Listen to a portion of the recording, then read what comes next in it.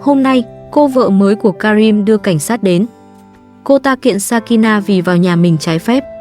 Cô ta nói mình chỉ là y tá chăm sóc giúp Asam và yêu cầu Sakina ký đơn hòa giải để thả Karim ra.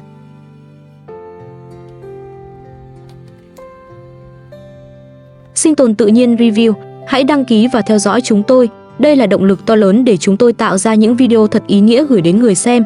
Chân thành cảm ơn.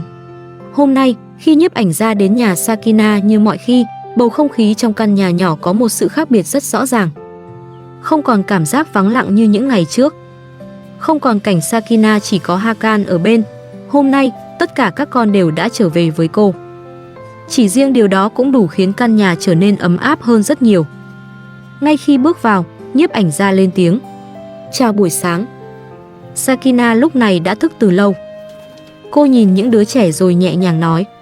Các con dậy từ 6 giờ sáng rồi. Bây giờ nên ngủ thêm một chút. Sau những ngày liên tục xảy ra chuyện với Karim, có lẽ khoảnh khắc tất cả các con cùng ở bên mình là điều Sakina mong chờ nhất.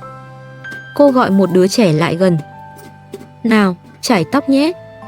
Rồi Sakina lại bắt đầu nghĩ đến hàng loạt công việc trong ngày. Mẹ còn phải chuẩn bị bữa trưa. Một buổi sáng của Sakina lúc nào cũng như vậy. Và trong khi làm tất cả những việc đó, cô vẫn phải để mắt đến từng đứa trẻ. Sakina quay sang Zoya hỏi. Con có uống nước ép không? Zoya đáp. Có ạ. Nhiếp ảnh gia hỏi. Hôm nay có nước sạch không? Sakina nói. Có. Một câu trả lời rất đơn giản, nhưng với cuộc sống của Sakina, có nước sạch để sinh hoạt cũng là một điều quan trọng. Trước đó, nguồn nước từng có lúc không ổn định. Vì vậy, khi có nước, Sakina luôn tranh thủ làm những việc cần thiết.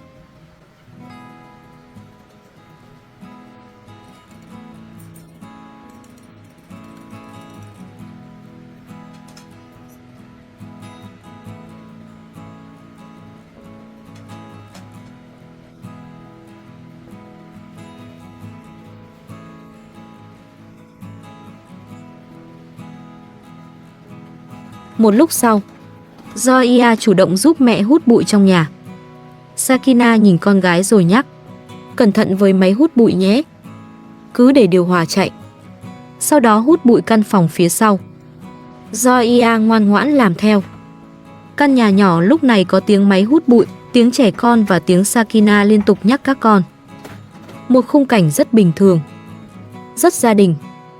Có lẽ chính vì vậy mà không ai nghĩ rằng chỉ một lúc nữa thôi, sự bình yên ấy sẽ bị phá vỡ hoàn toàn.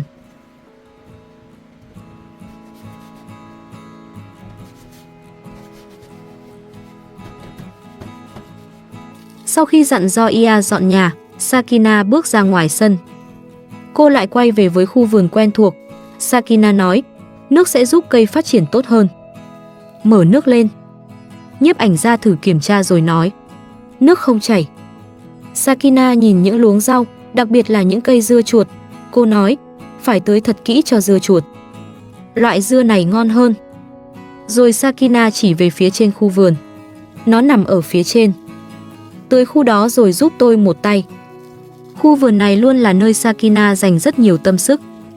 Dù cuộc sống có bao nhiêu rắc rối, cô vẫn cố giữ cây cối sống tốt. Nhưng hôm nay, tâm trạng Sakina rõ ràng nhẹ nhàng hơn những ngày trước. Bởi khi bước trở vào nhà, các con đều đang ở đó. Sakina nhìn một đứa trẻ đang khóc rồi dịu dàng nói, chào con yêu.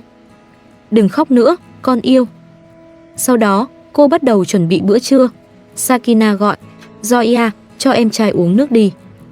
Cô vừa chuẩn bị rau vừa nói, tôi muốn ăn salad, nhưng chẳng còn dưa chuột hay cà chua. Rồi Sakina lại hỏi, Zoya, con đã cho em uống nước chưa? Một lát sau, cô gọi, mang dưa chuột đến đây. Sakina nhìn quanh rồi bất ngờ nhận ra vẫn còn nguyên liệu. Tôi không biết là chúng ta vẫn còn cà chua. Nếu còn dưa chuột thì mang lại đây nhé. Các con chạy qua chạy lại. Sakina vẫn vừa nấu ăn vừa liên tục để mắt đến tất cả.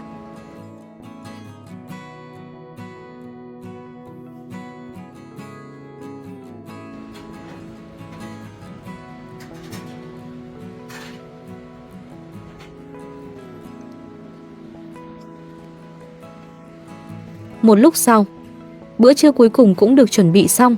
Sakina gọi, dọn bàn ăn đi, dậy nào, đến giờ ăn trưa rồi. Cô lại nhắc, dọn bàn đi.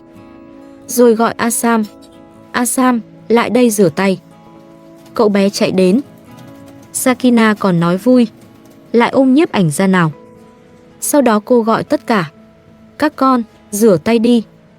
Bữa cơm hôm nay dường như có ý nghĩa hơn những ngày khác, bởi hiếm khi Sakina có thể nhìn thấy tất cả các con cùng ngồi quanh mình như thế. Không có tranh cãi, không có ai đến đòi đưa các con đi. Ít nhất vào lúc đó, Sakina có thể cảm nhận được rằng gia đình mình đang ở bên nhau.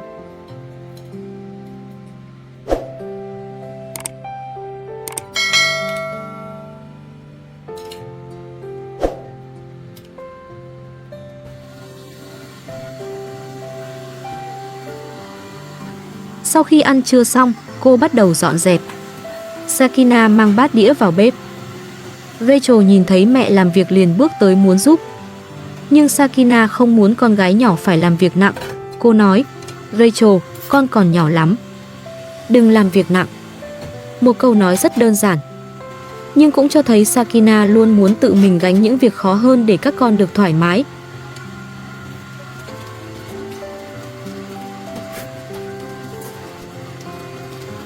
Thế nhưng, đúng lúc căn nhà vừa trở lại yên tĩnh sau bữa trưa, bên ngoài bất ngờ vang lên tiếng gọi.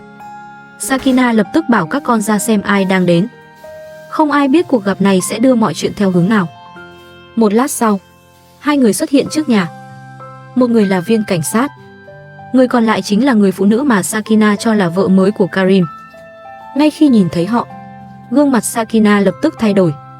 Viên cảnh sát bước vào trước rồi chào, xin chào. Nhưng Sakina gần như không để ý đến lời chào. Cô nhìn thẳng người phụ nữ kia. Tại sao cô lại đến đây? Người phụ nữ không hề né tránh. Cô nói, cô có quyền gì mà bắt Karim?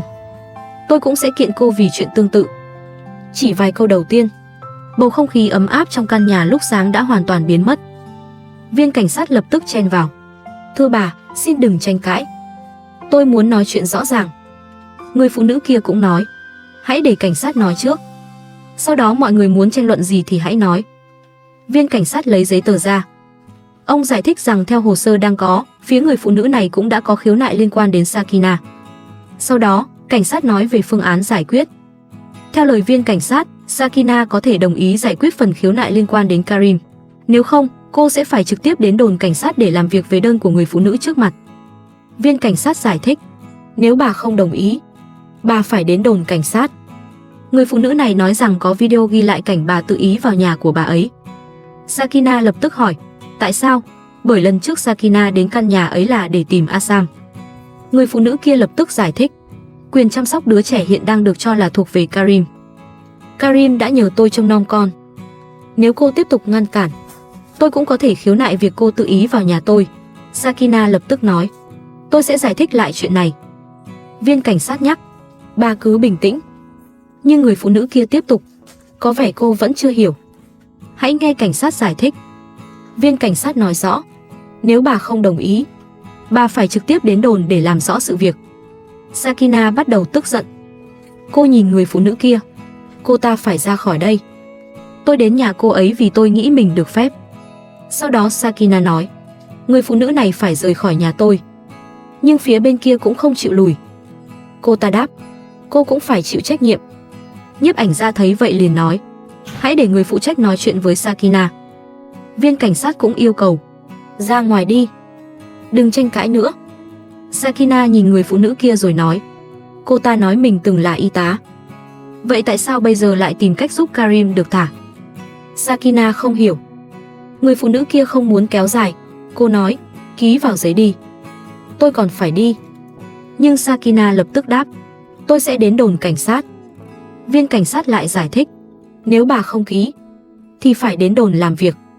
Ông nhìn hoàn cảnh của Sakina và nói, bà còn con nhỏ, hãy suy nghĩ kỹ. Theo lời cảnh sát, cách nhanh nhất để tránh việc hai bên tiếp tục phải lên đồn nhiều lần là đạt được một thỏa thuận ngay tại đây. Nhưng Sakina vẫn nói, tôi không đồng ý. Nhiếp ảnh gia cũng lên tiếng, Sakina, hãy suy nghĩ lại. Nếu không thì cô sẽ phải đến đồn cảnh sát. Sakina nhìn nhiếp ảnh gia. Giọng cô bắt đầu nặng hơn. Anh hiểu hoàn cảnh của tôi hơn ai hết. Rồi Sakina lại nói về người phụ nữ trước mặt. Nếu cô ta thật sự chỉ là y tá, tại sao lại cố tìm cách giúp Karim? Tôi nghi giữa cô ấy và Karim có quan hệ thân thiết hơn những gì cô ấy nói. Tôi không tin cô ấy chỉ là một y tá. Viên cảnh sát không muốn bàn về chuyện đó. Ông nói, những chuyện ấy không liên quan đến tôi. Hoặc bà đồng ý giải quyết, hoặc phải làm việc theo đơn khiếu nại của người phụ nữ này. Cuối cùng, Sakina nói, tôi sẽ ký giấy. Nhưng tôi vẫn rất tức giận với người phụ nữ này. Rồi cô nói, ra ngoài đi, tôi sẽ tự đưa các con về. Nhưng người phụ nữ kia vẫn tiếp tục. Cách tốt nhất là đồng ý để vụ việc của Karim được giải quyết. Nếu không, cô vẫn phải tiếp tục làm việc với cảnh sát. Viên cảnh sát cũng đưa ra phương án cụ thể. Hãy ký theo thỏa thuận này. Người phụ nữ này sẽ đưa các con đến nhà Karim. Ký vào đây. Sakina lập tức hỏi một điều quan trọng. Tôi được gặp các con bao nhiêu lần? Viên cảnh sát nói rằng chuyện đó sẽ được sắp xếp theo thỏa thuận. Ông nói phía bên kia cũng sẽ rút đơn khiếu nại liên quan đến Sakina. Sakina vẫn rất lo cho các con. Cô nói, 2 bé gái và 1 bé trai phải được đưa đi an toàn. Và phải giao lại đúng theo thỏa thuận. Viên cảnh sát đáp, được.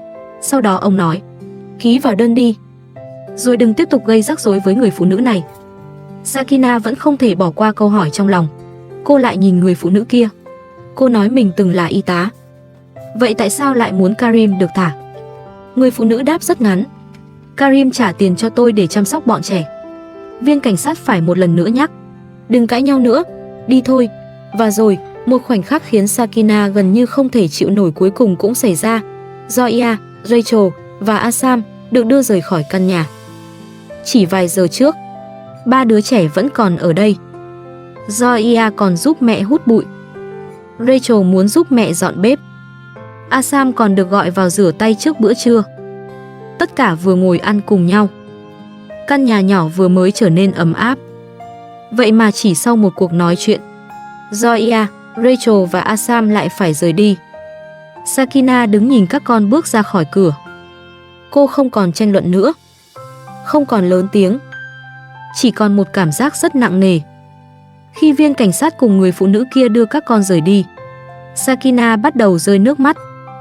Bao nhiêu cảm xúc dồn nén từ những ngày qua như cùng lúc trào ra. Nhiếp ảnh gia thấy vậy liền cố giải thích. Nếu cô tiếp tục vụ việc này, cô cũng phải đến đồn cảnh sát. Bởi phía bên kia nói cô đã tự ý vào nhà họ, giống như điều cô từng tố cáo Karim. Sakina vẫn không thể hiểu được người phụ nữ kia. Sakina nói, cô ta nói mình từng là y tá. Vậy tại sao lại tìm cách giúp Karim được thả? Tôi không hiểu. Có lẽ điều khiến Sakina đau đầu nhất chính là cô không biết người phụ nữ đó thật sự đóng vai trò gì trong cuộc sống của Karim. Nếu chỉ được thuê để chăm trẻ, tại sao cô ấy lại đứng ra giải quyết những vấn đề liên quan đến Karim? Tại sao lại trực tiếp cùng cảnh sát đến nhà Sakina? Và tại sao Asam trước đó lại được đưa đến nhà riêng của cô ấy? Sakina không có câu trả lời. Cô chỉ biết mình đang ngày càng kiệt sức. Sakina nhìn căn nhà vừa trở nên vắng lặng rồi nói, nhìn cuộc sống của tôi xem. Tôi thật sự quá mệt mỏi.